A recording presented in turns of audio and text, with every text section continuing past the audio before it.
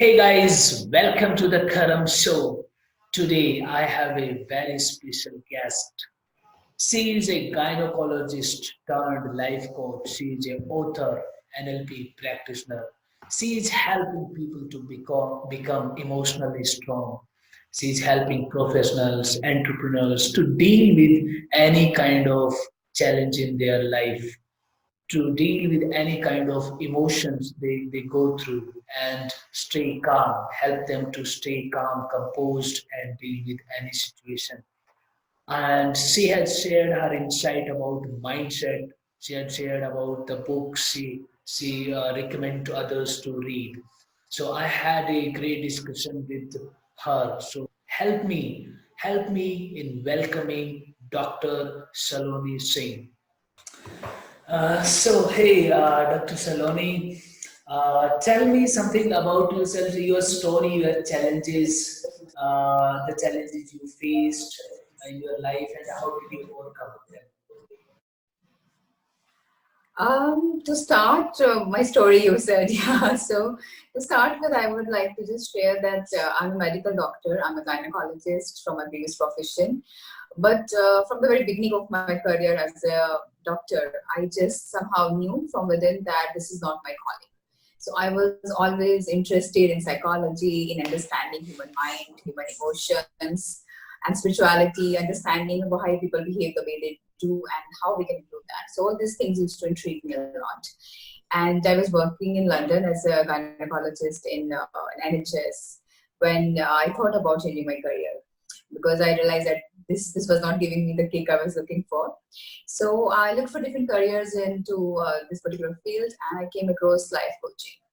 And Okay. when I heard about it, I realized that this is exactly what I'm looking for because this is a way to really help people with living a good quality of life.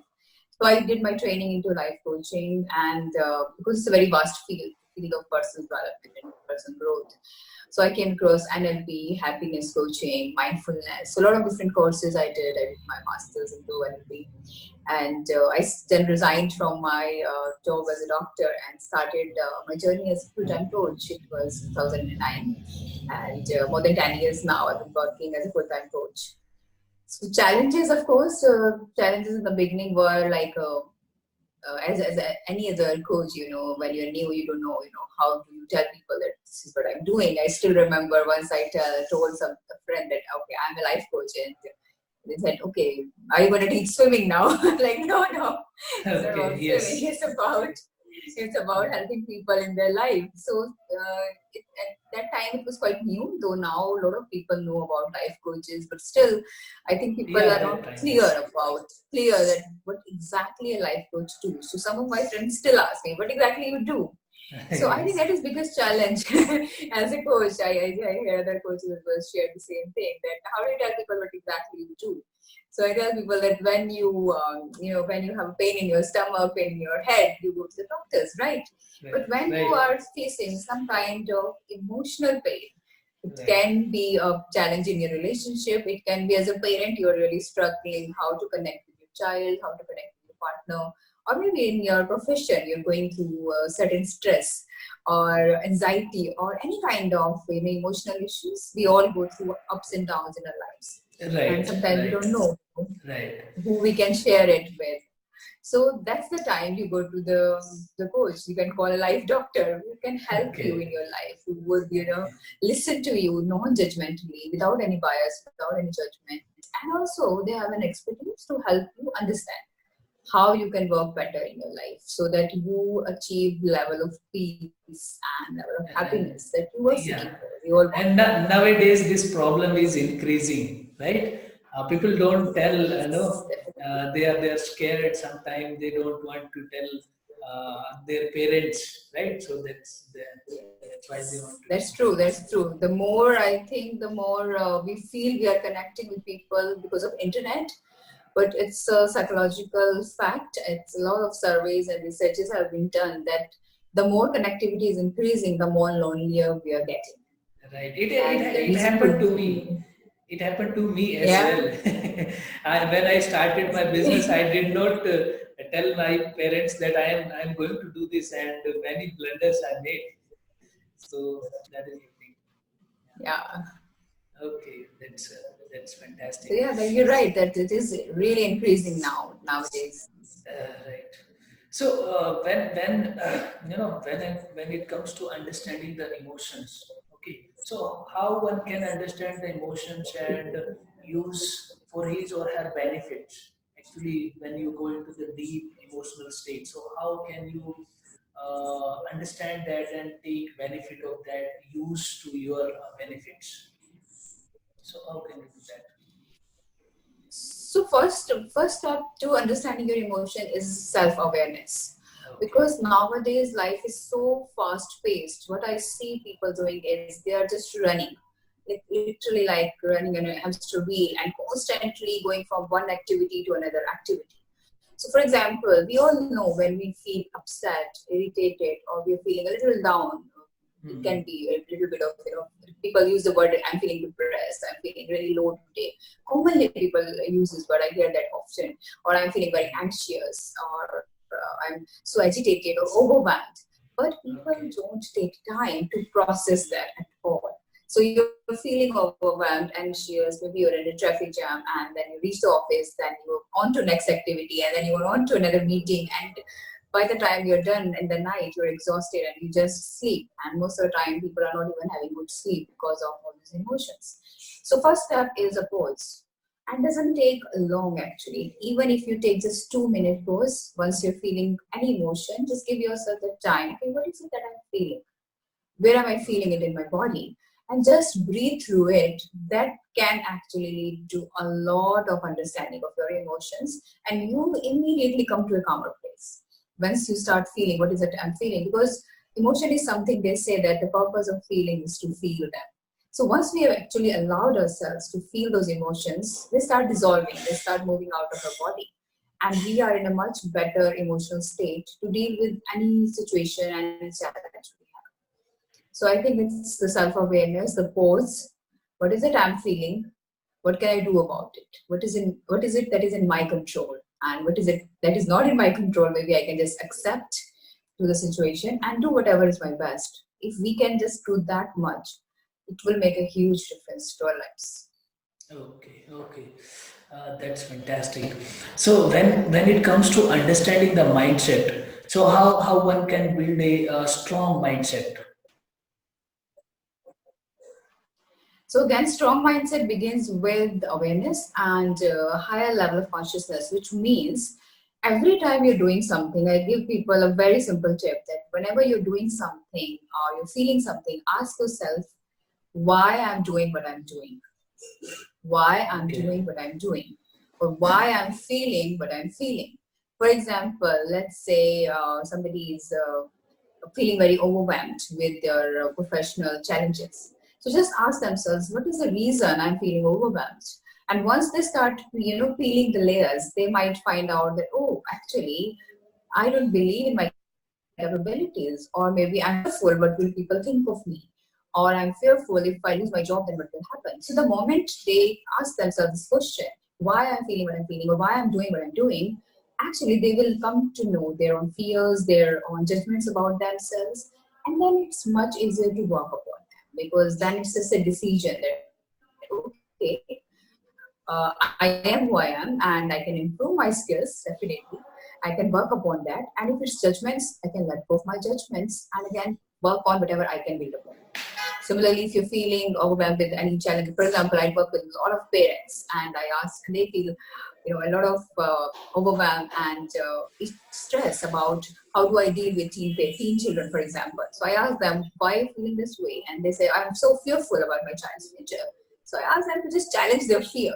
Is a fear true? Because if as a parent you look at your background, where you have come from, a lot of them tell me, oh, I came from a very middle class family, low actually class family, from a very small village or a town, and I studied in a Hindi medium school, and then I went on to to this higher education or job in UK, in US. So I asked them, okay, if you could do that while you studied in a very average school in a very small town, and you actually succeeded in doing this and creating what you have created, what makes you think that your child, who you are sending to a very good school, English medium, and they're even if they're doing average, what makes you think they will not do better than you? Because you have done better than your parents. And then they think, oh yeah, wow, we never thought that way. Yes, and we have done much better than our parents. And even though we didn't have the resources with us, even though we didn't know anything when till we were 25, 30, and still we could do it. So then they realized their fear was actually completely baseless, and it was Right. imaginary. So the moment you start, yeah, the moment you start challenging your own thoughts, your own beliefs, then you can overcome them easily. Okay, that's fantastic. And And that's how you make a strong. mindset, right? Yeah, Yeah, that's the way to build a. yes, overcoming the fears, the challenges, and the small things, small stress. And stress, we have the stress. We don't realize that it is the thinking, right? We are in that emotional state. It's just our thinking that we are thinking, and then it's converted to the stress, and then it converted to the action, and then it becomes our habits and behaviors, right? Yes, That's fantastic. yes, absolutely. Yeah. So when it comes to the gifting the book, so which books have you gifted the most, or which books have profound effect on Oh, there's yourself? a huge list of books which. Okay, okay. So just one or two you recommend. So a lot of books I love. So one of the books, which is my all-time, classic favorite, is "You Can Heal Your Life" by Louise Hay. The book talks about the belief system we have, the thoughts which we create every single day, and how the thoughts we creates our reality. So it's a wonderful book. Other books which have profound effect on the way I live my life and the way I coach people is "Power of Now" by Eckhart Tolle, and also another book by Eckhart Tolle, "New Earth," which is a spiritual book and talks about a lot about how we perceive things in life and how our ego operates in the world when we are in a relationship with other people. So these Okay, few books had, and also on a practical aspect and professional point of view, if I talk about Seven Habits of Highly Effective People, that is another book I recommend a lot. okay. I also have read the Seven Effects of Highly Effective People. I have read that book. Yeah, it's amazing. Yeah. So when like you are as a coach, and so when it comes to the coaching, so what works in the coaching in this field? What works for the people, for you? What works in this field? Sorry, can you repeat your question? So what works in any particular area you're asking, Yes, or? yes. What works in the coaching people? So you are coaching many people, right? You have coached many people. So Yes. what is working? How they are overcoming their challenges, or how you give the Okay. assignments, that kind of things. Okay. So how they're getting the results? That's what you're Yes, asking, yeah, right? yeah. How How they they get are the getting results it? they're looking for. Yes, Okay. yes. So first of all, I would say, and I coach many coaches as well nowadays. So I tell people that it's not one size fits all. It's not like that. It's not like Right. that at all. So coaching, because I do one-to-one personalized coaching, it's very customized. So it's about helping that person understand their mind, understand how their mind works, what kind of thoughts they keeps on having on a regular basis. So the way I work, whenever I'm working with a new client, I help them become aware of their own thoughts. So sometimes I would ask them to observe their thoughts, to journal their thoughts. Again, I will ask them to ask this question to them: why they are thinking the way they're thinking, why they are behaving the way they are behaving. So keep on bringing that awareness to them. And once they become aware of their belief system, then we work around changing their belief. Okay. So a lot of time there is a limiting belief they're having. For example, they might have a belief that, oh, I have to do a lot of hard work in order to achieve something. So Yeah. if they have this belief, they will really have a hard time in Right. achieving Really. anything. So Yes. sometimes, Yes. so once they recognize what is limiting their belief, for example, a lot of time parents don't accept their child the way they are. They always say, I know this child can do this. So they don't realize in that moment they are not accepting the child as they are right now. So then Right. we change the belief to acceptance is a natural phenomenon. I can accept my child unconditionally. So this is a new belief that we will work upon in ingraining that belief in their psyche. So we'll work with different techniques. I use a lot of NLP techniques, a lot of mindfulness techniques, sometimes meditations as well, to help them bring a new belief system. And once they have that, then they can really work amazingly without even knowing, because we run our life through our subconscious. So when we change our subconscious beliefs, the way we are living is also start changing. Though it's a Okay. continuous practice, of course. So we have certain action plans, and as a coach, I hold them accountable. Yeah, to take that action, to implement that. Okay. Also, I observed that parents compare their child with their marks, right? Now they are 66%, sorry, 96%, 92%, 95%. If somebody get less percentage of, then Yeah. they will, why you got the less percent? That girl or that boy is getting 99. That kind of Exactly. competition is going on, and that affects children, right? Yes, yes. Yeah. Okay. That's a huge, and it's very common everywhere. In India, I think it's even more Yes. common. Yes. Yeah, that comparison is always there. So again, I challenge parents that okay, how does it help in your child? And most of the time, parents actually are doing it unknowingly. They don't Right. realize that is Right. impacting Yes. their child's confidence, that is impacting their child's self-esteem. So once I help them become aware of this, that it is not going to help your child, and the truth is that academic success is not a criteria for success in life. So we talk about this a lot, that marks and having a good college and going to a good company to work is not a criteria for success in life, because there's so many people who might go to Ivy League universities and end up Yes. having depression, anxiety. The suicide rate is increasing actually Yes. in Yes. these Definitely. universities. So once they realize it, yeah. So it's about accepting your child as a unique individual and working with their strengths. Yeah, because of the stress the child goes through, or in these days in the universities, college as well, people are having more stress and they commit suicide, and so many things like they do, and then ultimately it affects their parents, their family, and their everything, right? Because of that Yeah, stress. And I that's think right. that is the just, you said it rightly. It's the lack of understanding, nothing else, right? When it comes to, what advice would you give to your younger self, like when you are younger, what would you like to do, and that thing, uh, Simple advice, to be honest, that believe in yourself even more. Though I think I always was confident and believed in myself when I became a coach.